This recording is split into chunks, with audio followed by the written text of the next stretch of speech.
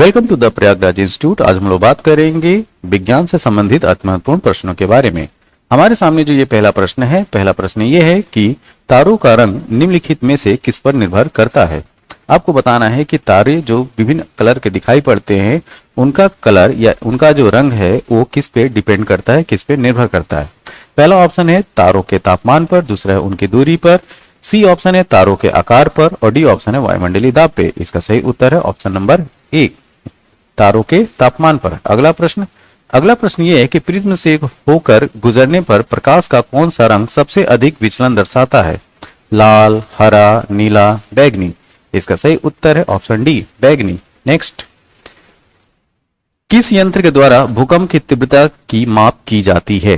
Richter scale, kelvin पैमाना, decibel, pascal. इसका सही उत्तर है ऑप्शन ए, रिएक्टर स्केल।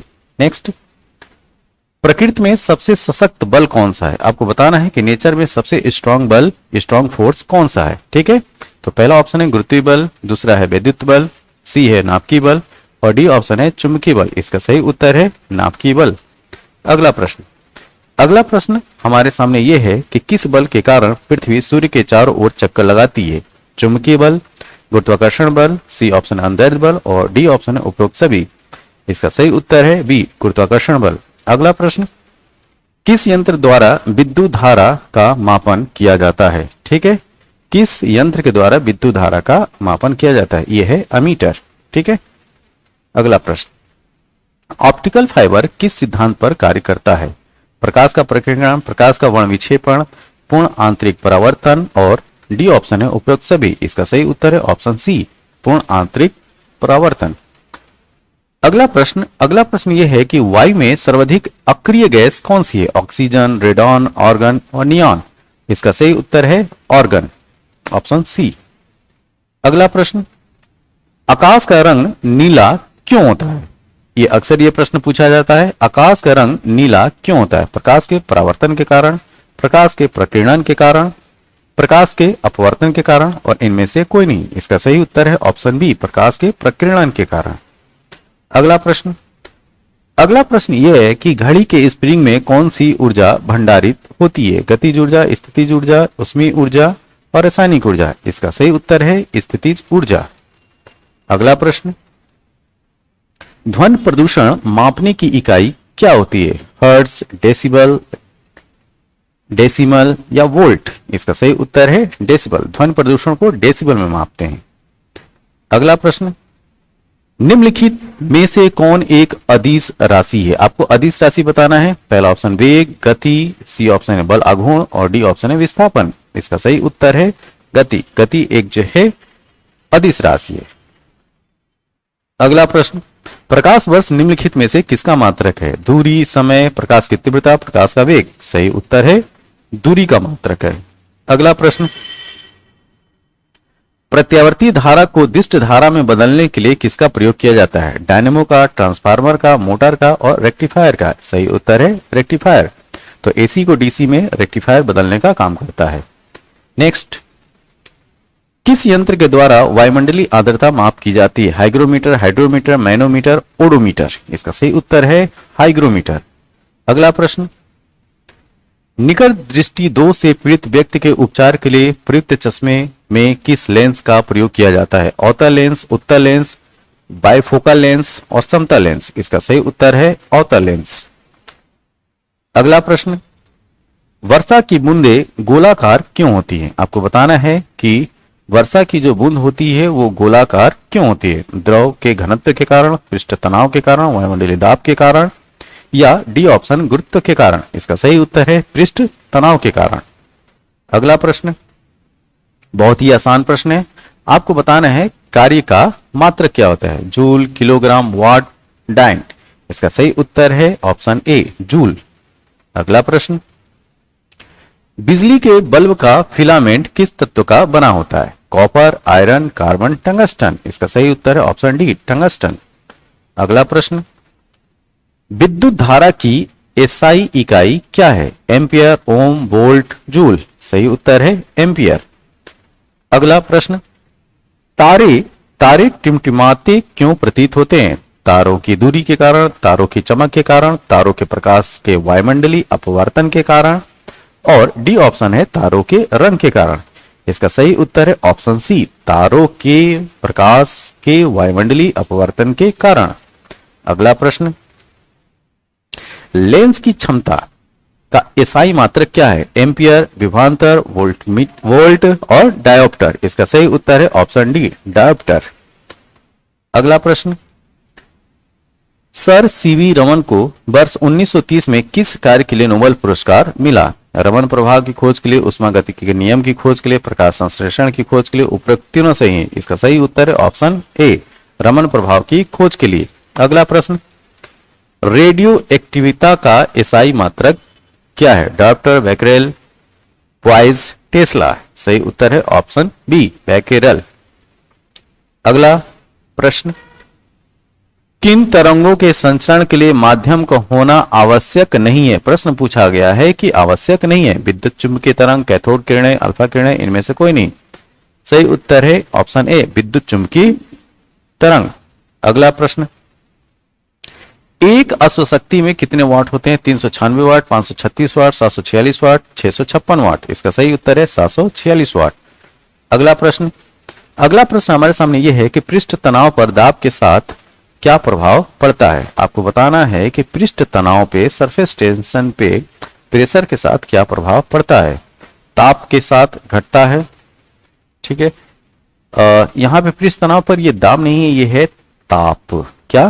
ताप। टेम्परेचर का इफेक्ट बताना है आपको, ना कि दाब का, ठीक है। तो पृष्ठ तनाव पर ताप के साथ का क्या प्रभाव पड़ता है? ताप के साथ घटता है, ताप के साथ बढ़ता है, पृष्ठ क्षेत्रफल के साथ घटता है, पृष्ठ क्षेत्रफल के साथ बढ़ता है।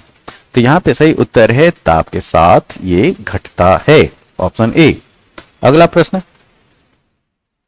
हमारे सामने ये है कि गुरुत्वीय त्वरण का मान अधिकतम होता है। गुरुत्वीय त्वरण का मान अधिकतम कहां पे होता है? ध्रुवों पर, भूमध्य रेखा पर, कि पृथ्वी के केंद्र पर, कि इनमें से कोई नहीं। इसका सही उत्तर है ध्रुवों पर।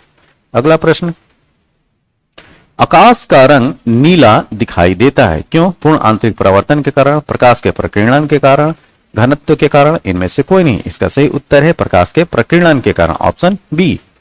अगला प्रश्न, न्यूटन के तृतीय नियम को कहा जाता है? ध्यान दीजिए, यहां पे थर्ड लॉ ऑफ न्यूटन की बात की जा रही है, ठीक है, जो कि मोशन से रिलेटेड है। न्यूटन के तृतीय नियम को क्या कहा जाता है? संवेग का नियम, जड़त्व का नियम, क्रिया प्रतिक्रिया का नियम, या इनमें से कोई नहीं। इसका सही उत्तर है ऑप्शन सी, क्रिया प्रतिक्रिया का नियम। अगला प्रश्न हमारे सामने यह है कि बल्ब के अंदर भरी जाने वाली गैस कौन सी होती है? क्लोरीन, आर्गन, फ्लोरीन या हाइड्रोजन? इसका सही उत्तर है आर्गन। कमेंट बॉक्स में आपको यह बताना है कि आर्गन का एटॉमिक नंबर होता क्या है। अगला प्रश्न हमारे सामने यह है कि विद्युत ऊर्जा को, ध्यान दीजिए, विद्युत ऊर्जा को ध्वनि ऊर्जा में रूपांतरित करता है क्या? लाउड स्पीकर, माइक्रोफोन, हीटर या पंखा? इसका सही उत्तर है लाउड स्पीकर। अगला प्रश्न, वॉशिंग मशीन का कार्य सिद्धांत है, ठीक है, किस वर्क प्रिंसिपल पे ये काम करता है? उपकेंद्रण, विसरण, अपकेंद्रण, अपवहन? इसका सही उत्तर है अपकेंद्रण। अगला प्रश्न, परमाणु बम, आपको बताना है कि परमाणु बम आधारित होता है नाभिकीय विखंडन पर, नाभिकीय रिएक्टर पर, ए और बी दोनों पर, इनमें से कोई नहीं। नाभिकीय विखंडन, ठीक, न्यूक्लियर फिजन पे परमाणु बम आधारित होता है। अगला प्रश्न, एक लिफ्ट में किसी व्यक्ति का प्रत्यक्ष भार वास्तविक भार से कम होता है जब लिफ्ट जा रही है, कहां? एक समान त्वरण के साथ ऊपर, एक समान गति से नीचे, एक समान गति के साथ ऊपर, या एक समान त्वरण के साथ नीचे? इसका सही उत्तर है ऑप्शन डी, एक समान त्वरण के साथ नीचे, ऑप्शन डी। अगला प्रश्न हमारे सामने यह है कि पानी में लोहे की सुई डूब जाती है लेकिन जहाज तैरता रहता है, यह किस सिद्धांत पर आधारित है? पास्कल का सिद्धांत, आर्किमिडीज का सिद्धांत, गुरुत्वाकर्षण का नियम, या इनमें से कोई नहीं? इसका सही उत्तर है आर्किमिडीज का सिद्धांत। अगला प्रश्न,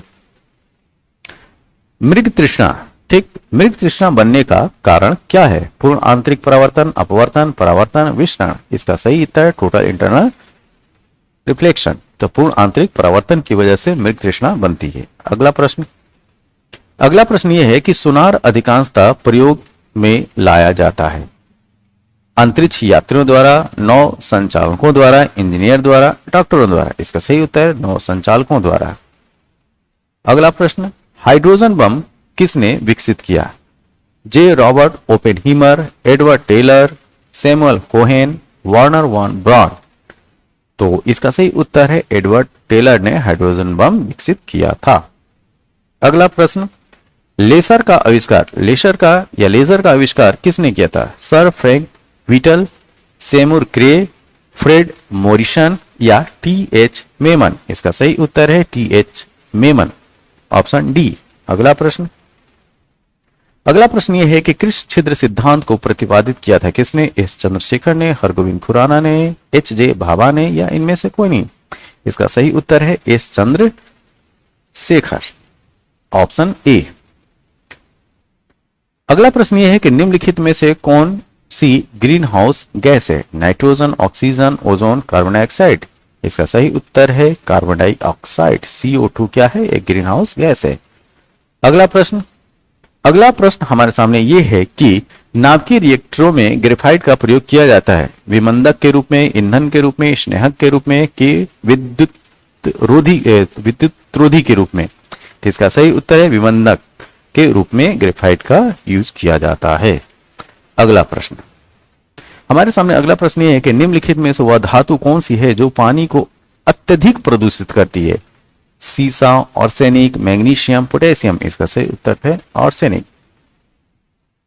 अगला प्रश्न यह है कि घरेलू प्रशीतित्र में सामान्यतः कौन सा प्रशीतक प्रयोग में लाया जाता है? Oxygen, neon, freon, nitrogen. इसका सही उत्तर है फ्रेयॉन।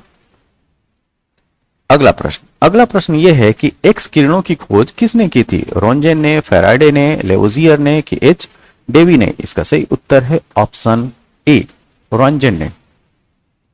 अगला प्रश्न, कोई भी नाव नहीं डूबेगी यदि वह पानी हटाती है अपने भार के बराबर, आयतन के बराबर, घनत्व के बराबर या पृष्ठ भाग के बराबर। इसका सही उत्तर है ऑप्शन ए, भार के बराबर। अगला प्रश्न, उपग्रह संचार के लिए कौन सा विद्युत चुंबकीय विकिरण प्रयुक्त किया जाता है? अवरक्त, पराबैंगनी, सूक्ष्म तरंग या इनमें से कोई नहीं। इसका सही उत्तर है सूक्ष्म तरंग, ऑप्शन सी। अगला प्रश्न, ट्रांसफार्मर के क्रोड के लिए सर्वोत्तम द्रव्य है? मृदु इस्पात, स्टेनलेस स्टील, नर्म लोहा या कठोर स्टील। इसका सही उत्तर है नर्म लोहा। अगला प्रश्न, इनमें से कौन सेमीकंडक्टर का एक उदाहरण है? Germanium, German silver, arsenic, phosphorus. सही उत्तर है जर्मेनियम। ये हमारे सामने कुछ सामान्य विज्ञान से संबंधित अति महत्वपूर्ण प्रश्न थे।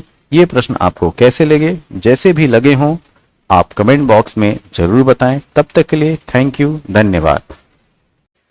Welcome to the Prayagraj institute. आज हम बात करेंगे रसायन विज्ञान से संबंधित अति महत्वपूर्ण प्रश्न या ये कहें तथ्यों के बारे में। ये जो तथ्य हैं वो वन लाइनर के रूप में आपके सामने रखे जा रहे हैं और इन तथ्यों को आप देखिए और समझने की कोशिश कीजिए और इनको याद रखना है। और ये जो तथ्य हैं, ये जो फैक्ट्स हैं एग्जाम में आपसे अक्सर पूछे जाते हैं। तो जैसे हमारे सामने जो पहला तथ्य है, तथ्य ये है कि गामा किरणें क्या होती हैं। आपसे पूछा जा रहा है कि गामा किरणें क्या होती हैं और गामा किरणों को हम ऐसे रिप्रेजेंट करते हैं, ठीक है। तो गामा किरणें रेडियो सक्रिय पदार्थों द्वारा उत्सर्जित उच्च ऊर्जा युक्त किरणें हैं। क्या? जो रेडियो एक्टिव एलिमेंट होते हैं उनके द्वारा हाई एनर्जी की ये रेज हैं गामा किरणें। अच्छा, दूसरा फैक्ट ये है कि नाभिकीय विखंडन के दौरान श्रृंखला अभिक्रिया को नियंत्रित करने के लिए न्यूट्रॉनों को का अवशोषण करने हेतु किसका प्रयोग किया जाता है? तो इसके लिए बोरान की छड़ का इस्तेमाल किया जाता है। किसकी? बोरान की रॉड। अगर आपसे पूछा जाए कि वायु क्या है, वायु क्या है, तो वायु जो है वो मिश्रण है। मिश्रण किसका है? जो डिफरेंट जो गैसेस हैं, जैसे कि नाइट्रोजन लगभग 78%, ऑक्सीजन लगभग 21%, कार्बन डाइऑक्साइड, ऑर्गन, इस तरह की गैसों का सम्मिश्रण आपको मिलेगा किसमें? वायु में।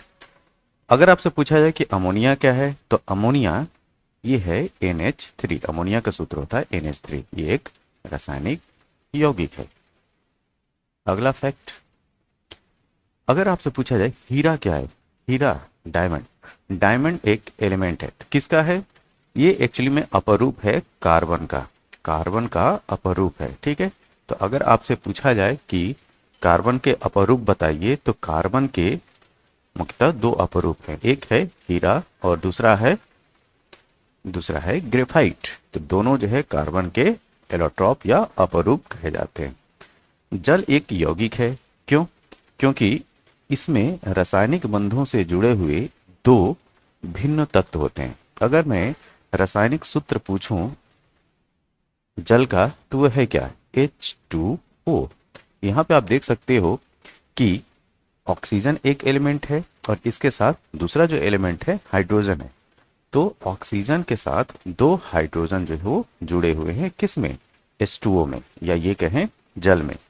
दूसरा फैक्ट ये है कि दो या दो से अधिक शुद्ध पदार्थों को, ध्यान दीजिए, किसी भी अनुपात में मिला देने से बनता है मिश्रण। अगर निश्चित अनुपात में मिलाया जाए तो क्या बनेगा? वो होगा यौगिक, कंपाउंड। और दो या दो से अधिक शुद्ध पदार्थों को किसी भी अनुपात में जब आप मिलाओगे तो वो कहलाएगा मिश्रण या मिक्सचर। तो मिश्रण और यौगिक में अगर आपसे डिफरेंस पूछा जाए तो डिफरेंस आपको ऐसे याद रखना है, क्या? कि जब दो या दो से अधिक शुद्ध पदार्थों को किसी भी अनुपात में मिला देने से जो बनेगा वो मिश्रण होगा। क्या होगा? मिश्रण होगा। लेकिन जब आप निश्चित अनुपात में मिलाएंगे तो वो क्या होगा? यौगिक होगा। ठीक है। अगला तथ्य ये है कि ऐसे तत्व जिनमें धातु और अधातु दोनों के गुण पाए जाते हैं क्या कहलाएंगे? उपधातु। ऐसे तत्व जिनमें धातु और अधातु दोनों के गुण पाए जाते हैं उपधातु कहलाते हैं। अगला फैक्ट ये है कि विरंजक चूर्ण या ब्लीचिंग पाउडर क्या है? तो ब्लीचिंग पाउडर कंपाउंड है, क्योंकि इसमें जो भी पदार्थ मिले होते हैं वो एक निश्चित मात्रा में मिले होते हैं। तो विरंजक चूर्ण क्या है? कंपाउंड है। अगला, वह वैज्ञानिक जिसने परमाणु सिद्धांत, ठीक, जिसने परमाणु सिद्धांत की खोज की, उनका नाम था जॉन डाल्टन। परमाणु के नाभिक में कौन से कण होते हैं? तो परमाणु के नाभिक या ये कहें न्यूक्लियस में न्यूट्रॉन और प्रोटॉन होते हैं। जैसे एक, ये समझिए इसको, ये एक परमाणु की संरचना है, ठीक, ये इसका न्यूक्लियस। तो इस न्यूक्लियस में प्रोटॉन और न्यूट्रॉन मिलेंगे। इसके जो चारों तरफ का जो कक्षक होता है इसमें मिलेंगे इलेक्ट्रॉन। एक इलेक्ट्रॉन पर आवेश कितना होता है? तो एक इलेक्ट्रॉन पे आवेश होता है -1.6 इंटू 10⁻⁻⁹। यहाँ पे ये पावर में, इसको इस तरह से मैं लिख देता हूँ, -1.6 इंटू 10⁻⁻⁹ कूलाम। तो याद रखिएगा इलेक्ट्रॉन पे निगेटिव चार्ज होता है, तो इस वजह से हम क्या लिखेंगे? इलेक्ट्रॉन पर आवेश -1.6 इंटू 10⁻⁻⁹ कूलाम। अच्छा, अगर आपसे पूछा जाए कि परमाणु विद्युत क्या होते हैं, मतलब इन पे चार्ज कैसा होता है, ठीक है, फिर से समझिए इस प्रश्न को। परमाणु विद्युत क्या होते हैं या इन पे चार्ज कैसा होता है? तो ओवरऑल जो एटम पे चार्ज होता है वो कोई चार्ज नहीं होता है, यह कहें कि ओवरऑल जो एटम होता है वो उदासीन होता है, ठीक है, न्यूट्रल होता है। अच्छा, ये है सोडियम। तो सोडियम को इस तरह से नहीं लिखना होता है, ये ऐसे लिखना होता है, ठीक है, ध्यान दीजिए। तो इधर जो है ये है परमाणु क्रमांक और ऊपर ये जो लिखा गया है ये है परमाणु भार। तो सोडियम का परमाणु क्रमांक 11 और परमाणु भार 22। अगर इससे एक बीटा पार्टिकल, क्या, एक बीटा कण का उत्सर्जन हो जाए तो जो इससे पदार्थ बनेगा वो मैग्नीशियम होगा।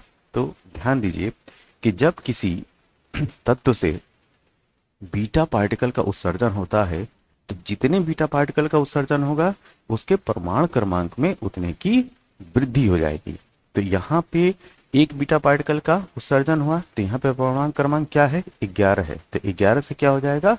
12। तो 12 परमाणु क्रमांक वाला अगर तत्व है तो क्या है? वो है मैग्नीशियम। नेक्स्ट, यदि किसी रेडियोधर्मी पदार्थ की मात्रा को 2 गुना कर दिया जाए, कोई रेडियो एक्टिव एलिमेंट है उसकी क्वांटिटी को हमने 2 टाइम्स कर दिया, तो रेडियोधर्मी क्षारण की दर, जो डिकेइंग प्रोसेस है, उस पर क्या इफेक्ट पड़ेगा? तो देखिए, अगर कोई भी रेडियोधर्मी पदार्थ है उसको आप 2 गुना कर दीजिए, 4 गुना कर दीजिए या 10 गुना कर दीजिए, ठीक है, तो उसके रेडियोधर्मी क्षारण दर जो है अपरिवर्तित रहती है, उसमें कोई चेंजेस नहीं होता है। अगला फैक्ट ये है कि परमाणविक संख्या जेड है, ठीक है, या ये कहें एटॉमिक नंबर जो है वो जेड है, एवं द्रव्यमान संख्या एटॉमिक मास जो है वो है ए। तो ऐसे प्रमाण में इलेक्ट्रॉनों की संख्या क्या होगी? तो ध्यान रखिएगा, परमाणविक संख्या या एटॉमिक नंबर के बराबर प्रोटॉनों की भी संख्या होती है और उसी के बराबर जो है इलेक्ट्रॉनों की भी संख्या होती है किसी भी परमाणु के लिए, ठीक है। तो क्या याद रखेंगे? तो परमाणु संख्या के या परमाणु क्रमांक के बराबर प्रोटॉनों की भी संख्या होती है और इलेक्ट्रॉनों की भी संख्या, ठीक है। तो यहाँ पे परमाणु में इलेक्ट्रॉनों की संख्या क्या हो जाएगी? जब अगर परमाणु की संख्या जेड है तो इलेक्ट्रॉनों की संख्या भी जेड हो जाएगी। तत्व यूरेनियम 235, ठीक है। फिर जैसे मैंने सोडियम को लिखा था, ये इस तरह से नहीं लिखना है, कुछ ऐसे लिखना होता है, ठीक है। यूरेनियम 235 ऐसे लिखा जाए, ठीक है। नीचे 92 लिखे, उधर जो ऊपर 235। इसमें पूछा जा रहा है कि प्रोटॉनों की संख्या, जैसे मैंने सोडियम के एग्जाम्पल में बताया कि ये क्या है, ये जो 92 आपने लिखा है ये होगा यहाँ पे परमाणु क्रमांक, और परमाणु क्रमांक के बराबर क्या होता है? प्रोटॉनों की संख्या। तो यहाँ पे परमाणु क्रमांक क्या दिखाई पड़ रहा है? 92, तो प्रोटॉनों की संख्या 92। अच्छा, दूसरा फैक्ट ये है कि सोडियम की परमाणु संख्या 11 है, ओके। परमाणु द्रव्यमान 23 है, तो इसमें इलेक्ट्रॉन, न्यूट्रॉन और प्रोटॉन की संख्या क्या होगी? तो ध्यान दीजिए, जैसे मैंने बताया कि परमाणु संख्या के बराबर क्या हो जाएगा? इलेक्ट्रॉनों की संख्या, उसके बराबर प्रोटॉनों की संख्या। तो यहाँ पे परमाणु संख्या क्या है? 11 है, तो इलेक्ट्रॉन और प्रोटॉनों की संख्या क्या हो जाएगी? तो इलेक्ट्रॉन 11 और प्रोटॉन भी 11, तो प्रोटॉन 11 और इलेक्ट्रॉन 11। अब बात आती है कि हम न्यूट्रॉन कैसे निकालेंगे?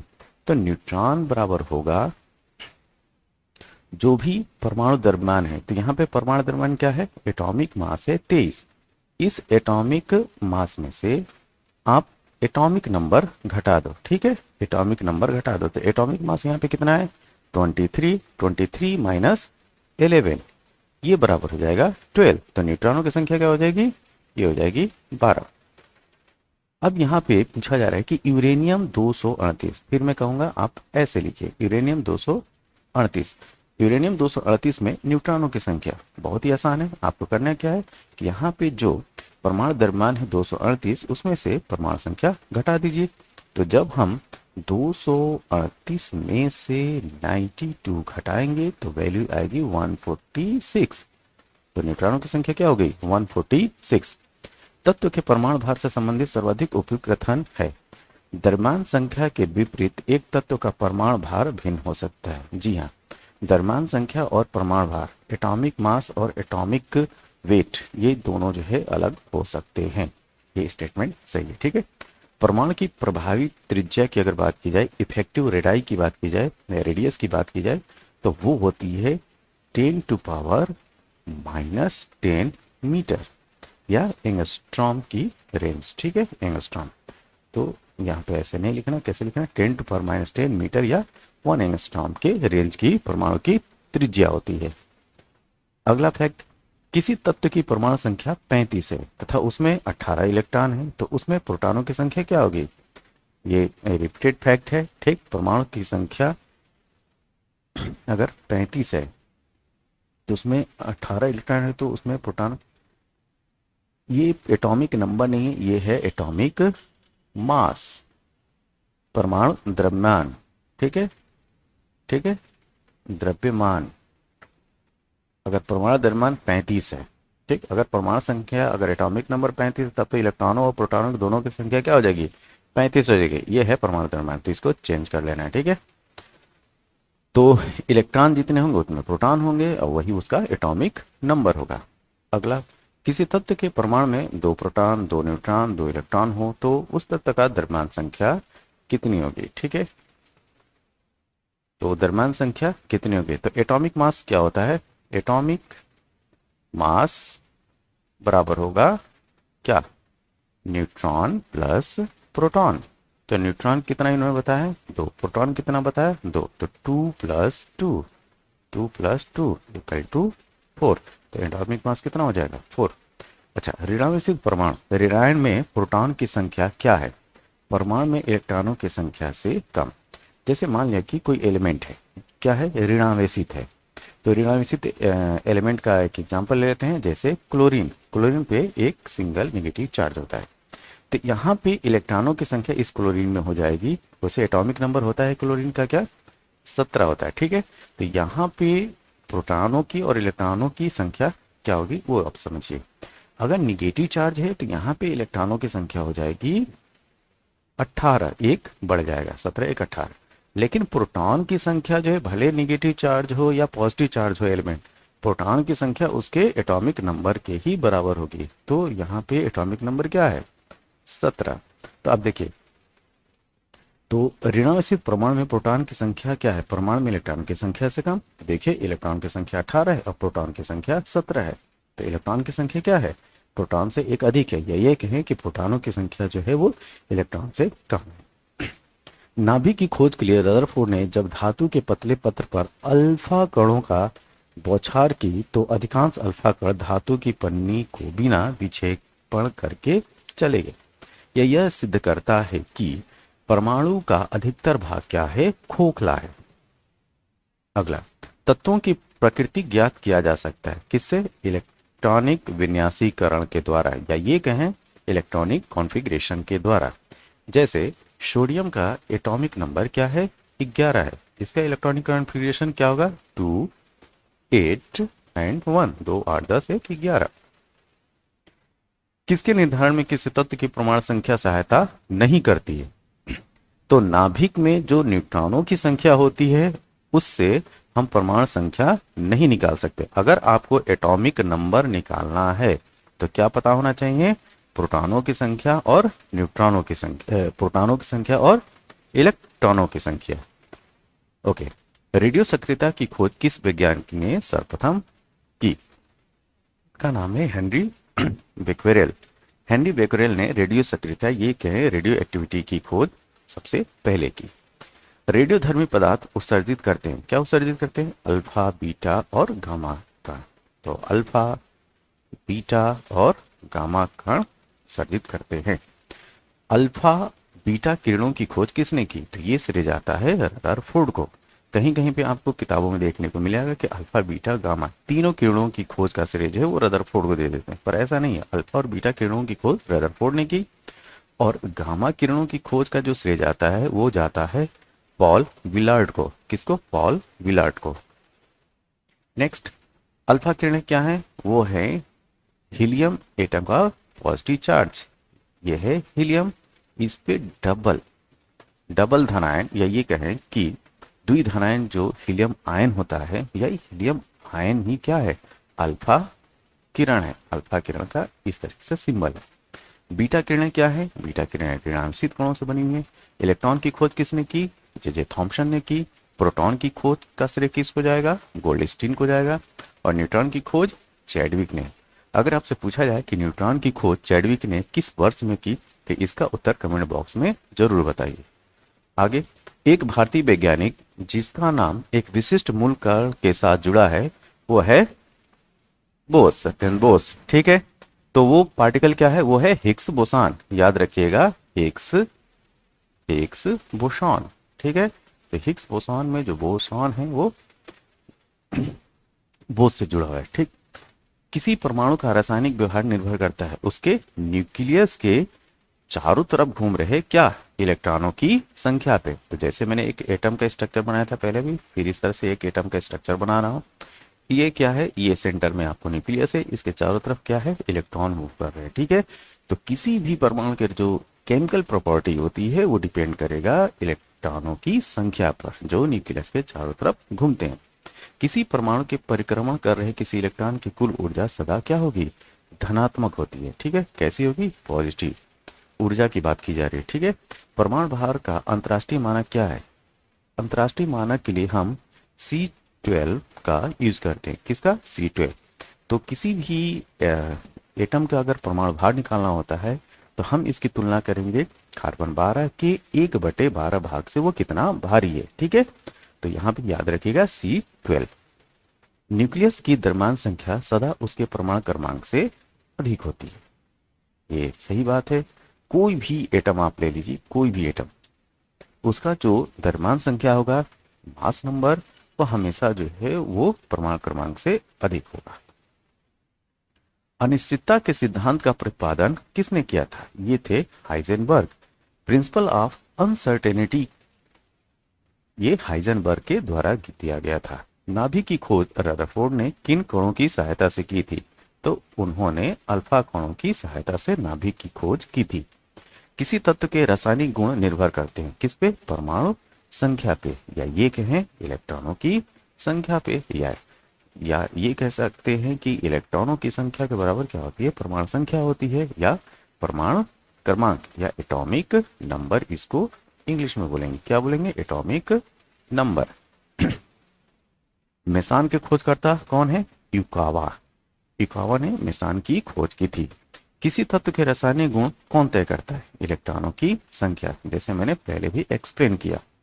परमाणु क्रमांक 19 वाले परमाणु का इलेक्ट्रॉनिक विन्यास क्या होगा? तो 19 जो है परमाणु क्रमांक होता है किसका? पोटेशियम का। किसका? पोटेशियम का, जिसका संकेत K है। इसका जो इलेक्ट्रॉनिक कॉन्फ़िगरेशन होता है 2 8 8 1, 2 8 10 8 18 1 19। अच्छा, कौन सा इलेक्ट्रॉनिक संपूर्ण संरूपण धातु तत्व के लिए? अगर मेटेलिक एलिमेंट की बात की जा रही है तो इलेक्ट्रॉनिक कॉन्फ़िगरेशन ऐसा होना चाहिए। उसकी जो अंतिम कोश है उसमें इलेक्ट्रॉन जो है वो अनपेयर्ड होने चाहिए। तो जैसे ये है पोटेशियम, पोटेशियम का इलेक्ट्रॉनिक कॉन्फ़िगरेशन, तो यहाँ पे पोटेशियम जो है 2881, ठीक। तो लास्ट कोर्स में ऐसे इलेक्ट्रॉनों की संख्या है कि ये इलेक्ट्रॉन जो है किसी दूसरे तत्व को वो दे सके, ठीक है। तो जो अपने इलेक्ट्रॉन किसी दूसरे तत्व को देते हैं वो कहलाते हैं मेटल। ये डेफिनेशन याद रखिएगा मेटेलिक के लिए, ठीक है। अगला, जब दो इलेक्ट्रॉन एक ही कक्षक में होते हैं तो उनमें क्या पाया जाता है? विपरीत चक्र। जैसे मान लें कि ये ऑर्बिटल है, ठीक है, और एक ही ऑर्बिटल में दो इलेक्ट्रॉन है, तो एक इलेक्ट्रॉन इस तरह से स्पिन करेगा और दूसरा ऐसे। तो एक ही ऑर्बिटल में इलेक्ट्रॉन जो होते हैं वो क्लॉक और एंटी क्लॉकवाइज चक्रण करते हैं, ये कह सकते हैं विपरीत चक्रण करते हैं। किसी तत्व के परमाणु की दूसरी कक्षा में इलेक्ट्रॉनों की अधिकतम संख्या क्या होती है? तो जैसे मैंने सोडियम का एग्जाम्पल लिया, ठीक है, पोटेशियम का एग्जाम्पल लिया, तो सोडियम का एटॉमिक नंबर क्या है? 11 है। पोटेशियम का कितना है? 19 है। तो इसका इलेक्ट्रॉनिक विन्यास हम लिखते हैं तो कैसे लिखते हैं? 2 8 1। अगर 19 का लिख रहे हैं तो 2 8 8 1। तो ये क्या है? ये है दूसरी कक्षा। तो दूसरी कक्षा में अधिकतम इलेक्ट्रॉनों की संख्या क्या हो सकती है? अधिकतम इलेक्ट्रॉनों की संख्या हो सकती है 8। स्थिर ताप पर किसी गैस का आयतन कम करने पर उसका दाब क्या बढ़ जाता है? समान ताप और दाब पर गैसों के समान आयतनों में अणुओं की संख्या समान होती है। यह किस नियम के अनुसार है? ये है अवोगाद्रो की हाइपोथेसिस। तो समान ताप और दाब पर गैसों के समान आयतनों में अणुओं की संख्या क्या होगी? समान होगी। गैसों के विसरण के नियम किसने प्रतिपादित किया था? तो गैसों का विसरण का नियम, डिफ्यूजन ऑफ गैसेस का जो लॉ है वो ग्राहम का था। अमोनिया जो है, अमोनिया जो गैस है जिसका सूत्र है NH3, ये जो है वायु से हल्की गैस है। अगला फैक्ट, किसी गैस का अणुभार उसके वाष्प घनत्व का कितना गुना होता है? तो 2 गुना होता है। ताप एवं दबाव की समान अवस्थाओं में विभिन्न गैसों के समान आयतन में किसकी संख्या समान होती है? तो उनमें अणुओं की संख्या समान होती है। गैसीय समीकरण PV=nRT में R क्या है? R जो है 1 मोल गैस को रिप्रेजेंट करता है। भिन्न भिन्न नियत तापों पर गैसों का आयतन दाब आचरण को दर्शाने के लिए होता है। आरेखित चक्र रेखा क्या कहलाती है? आरेखित चक्र रेखा आइसोथर्मल्स कहलाती है। क्या? समतापी रेखा या आइसोथर्मल्स। आदर्श गैस की ऊर्जा निर्भर करती है किस पे? मोल की संख्या पे। सभी गैस शून्य आयतन प्राप्त करती हैं जब तापक्रम कितना होगा? -273 डिग्री सेंटीग्रेड। तो -273 डिग्री सेंटीग्रेड पे सभी गैसें शून्य आयतन को प्राप्त करती हैं और परम ताप का मान भी यही होता है -273 डिग्री सेंटीग्रेड, ठीक है। परम शून्य ताप एब्सोल्यूट जीरो टेम्परेचर सैद्धांतिक रूप से क्या है, सैद्धांतिक रूप से जो है वो न्यूनतम संभव तापमान है। अच्छा, वे पदार्थ जो जलकर ऊष्मा प्रदान करते हैं क्या कहलाएंगे, ईंधन कहलाएंगे। कार्बन मोनोऑक्साइड तथा नाइट्रोजन गैस के गैसीय मिश्रण को प्रोड्यूसर गैस कहते हैं। तो प्रोड्यूसर गैस है क्या, ये है carbon monoxide plus nitrogen gas का मिक्सचर। सुरक्षा की दृष्टि से खाना पकाने वाली एलपीजी गैस सिलेंडर में क्या भरकर गैस को गंध युक्त बनाया जाता है। तो इसमें जो यूज होता है वो होता है मरकैप्टन, ठीक है, याद रखिएगा मरकैप्टन। तो जो एलपीजी गैस जो खाना बनता है किचन में जो सिलेंडर होती है, ठीक है, उसमें जो गैस इस्तेमाल होती है और उस गैस में जो बदबू आती है या गंध जो आती है वो मरकैप्टन की वजह से आती है। और एलपीजी में कौन सी गैस का मिश्रण होता है,